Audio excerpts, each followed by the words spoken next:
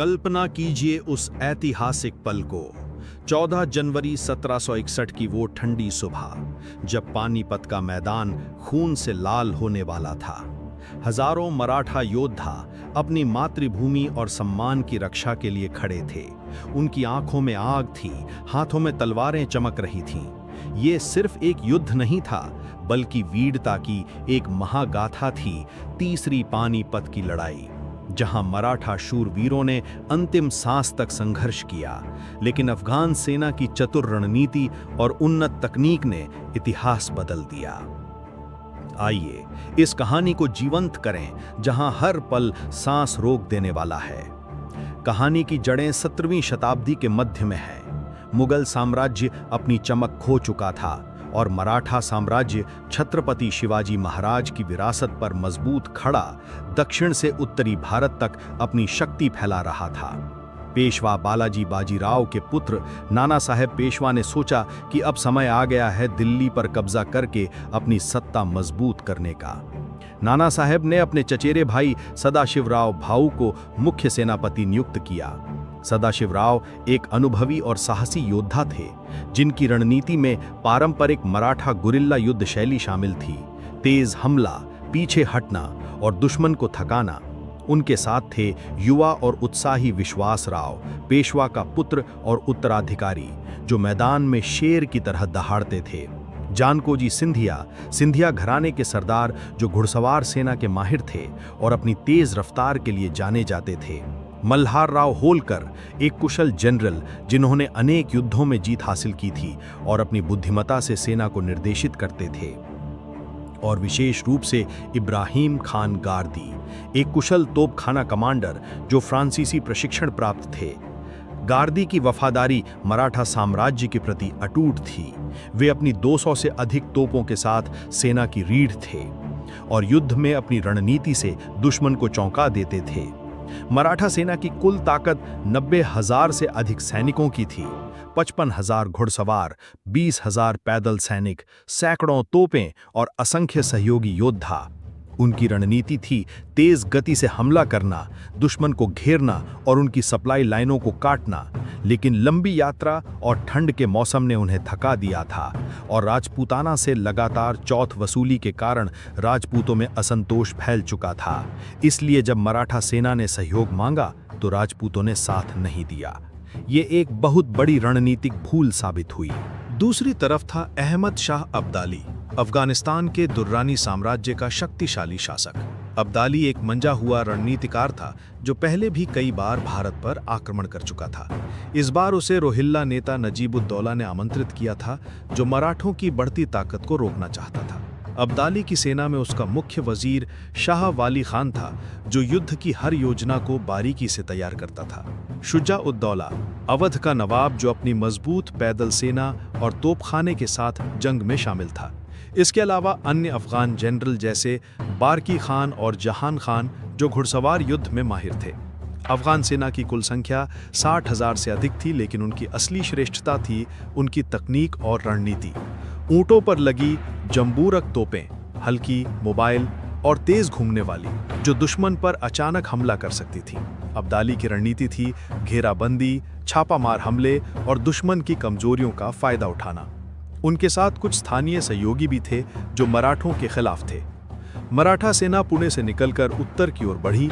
रास्ते में उन्होंने कुंजपुरा पर हमला किया और अफगान गैरिसन को बुरी तरह हराया, जिससे उनका मनोबल ऊंचा हुआ।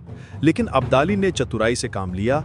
उन्होंने मराठों को पानीपत के मैदान में फंसा लिया, जहां यमुना नदी एक तरफ थी और अफगान सेना दूसरी तरफ।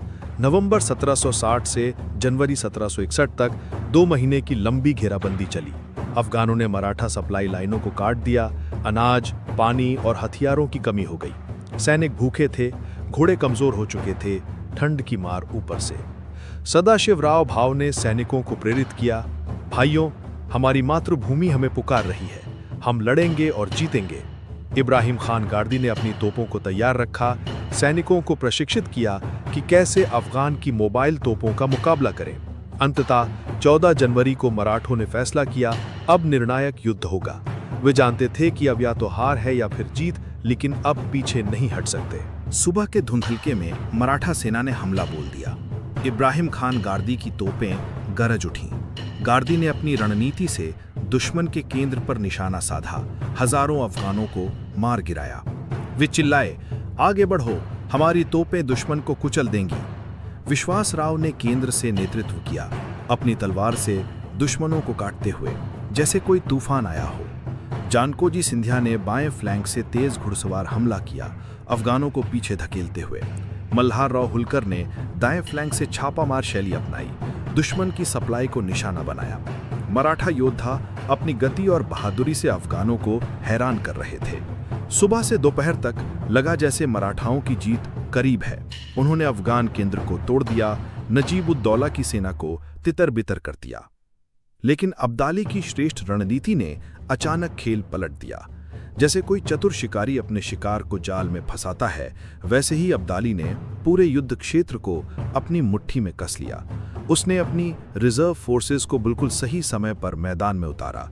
ये वे तरोताज़ा सैनिक थे जो 2 महीने की घेराबंदी के दौरान आराम कर चुके थे, जबकि मराठा योद्धा भूख, ठंड और थकान से जूझ रहे थे। ये रिजर्व सैनिक लगभग 10,000 की संख्या में अफगान सेना की ताकत का छिपा हुआ हथियार थे। अब्दाली ने उन्हें 3 दिशाओं से हमले के लिए तैयार रखा था, केंद्र से सीधा धक्का और बाएं दाएं से घेराबंदी। उनकी जंबूरक तोपें जो ऊंटों की पीठ पर लगी हुई थीं, अब मैदान पर तूफान की तरह घूमने लगीं। ये छोटी हल्की तोपें थीं जिन्हें ऊंट तेजी से इधर-उधर ले जा सकते थे, मराठाओं की भारी तोपों से बिल्कुल अलग, जो जगह से हिल भी नहीं सकती थीं। जंबूरकों ने मराठा केंद्र पर अचानक गोले बरसाने शुरू कर दिए। हर गोला एक विस्फोट की तरह फटता, धुआं और आग की लपटें उठतीं और मराठा लाइनों में हाहाकार मच जाता। ये तोपें इतनी मोबाइल थीं कि वे दुश्मन की हर हरकत पर दिशा बदल सकती थीं और अफगान सैनिकों को कवर देते हुए आगे बढ़ने का मौका देतीं। मराठा योद्धा इन अप्रत्याशित हमलों से हैरान थे। इसी बीच अफगान घुड़सवारों ने फ्लैंकिंग मैन्यूवर अपनाया, एक क्लासिक रणनीति जहां वे मराठाओं के बाएं और दाएं किनारों पर चुपके से हमला करते। बरकी खान और जहान खान जैसे जनरलों के नेतृत्व में ये घुड़सवार तेज रफ्तार से दौड़ते हुए मराठा सेना को घेरने लगे। उन्होंने मराठों की गति को रोक दिया, जो पहले तेज हमलों से अफगानों को पीछे धकेल रहे थे, अब वे खुद घिरते जा रहे थे। मैदान पर धूल उड़ रही थी, घोड़ों की टापों की आवाज गूंज रही थी और तलवारों की झंकार से हवा कांप रही थी।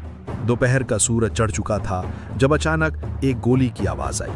विश्वास राव, युवा उत्तराधिकारी जो केंद्र में बहादुरी से लड़ रहे थे, एक गोली से घायल हो गए। वे अपने घोड़े से गिर पड़े और ये खबर जंगल की आग की तरह फैल गई। मराठा सैनिकों का मनोबल टूटने लगा। उनका युवा नेता जो प्रेरणा का स्रोत था, अब मैदान पर लहूलुहान पड़ा था। सैनिक चिल्लाए, विश्वास राव नहीं, लेकिन युद्ध रुकने वाला नहीं था। सदाशिवराव भाव ने तुरंत कमान संभाली। वे खुद आगे बढ़े, अपनी तलवार लहराते हुए सैनिकों को चिल्लाकर कहा, भाइयों रुको मत, ये हमारी मातृभूमि की लड़ाई है। विश्वास राव की शहादत व्यर्थ नहीं जाएगी। उन्होंने व्यक्तिगत रूप से हमला बोला, लेकिन अफगानों की संख्या अब उन पर भारी पड़ रही थी। उनकी चतुर घेराबंदी ने मराठाओं को चारों तरफ से जकड़ लिया था। मराठा लाइनें टूटने लगीं, योद्धा पीछे हटने को मजबूर हो गए। इब्राहिम खान गार्दी ने इस बीच अपनी अंतिम सांस तक लड़ाई जारी रखी। वे अपनी तोपों के पास खड़े थे, सैनिकों को निर्देश देते हुए, लोड करो, फायर। उनकी तोपें गरजती रहीं, अफगानों पर कहर बरसाती रहीं। गार्दी की रणनीति से सैकड़ों अफगान मारे गए, लेकिन अब अफगान उन्हें घेर चुके थे। जंबूरकों ने उनकी तोपों पर हमला किया और इब्राहिम खान के सैनिक एक एक करके गिरते गए। अंत में गार्दी खुद तलवार लेकर आगे बढ़े, लेकिन वे भी घिर गए और शहीद हो गए। मराठाओं ने वीरतापूर्वक संघर्ष किया, हर इंच जमीन के लिए लड़े और लगभग 90,000 मराठा सैनिक वीर गति को प्राप्त हो गए। मैदान पर लाशों का ढेर लग गया, खून की नदियां बहने लगीं। शाम ढलते ढलते सूरज डूबने लगा और मैदान पर सन्नाटा छा गया। केवल घायलों की कराहें और हवा की सिसकियां सुनाई दे रही थी। युद्ध समाप्त हो चुका था। ये हार मराठा साम्राज्य के लिए एक बड़ा झटका साबित हुई। साम्राज्य बुरी तरह टूटा, लेकिन उनकी वीरता की कहानियां आज भी जीवित हैं। इस युद्ध ने सिखाया कि बहादुरी के साथ साथ रणनीतिक सहयोग और तकनीकी श्रेष्ठता भी आवश्यक है। आज पानीपत की ये महागाथा हमें प्रेरित करती है। हार से सीखकर आगे बढ़ना।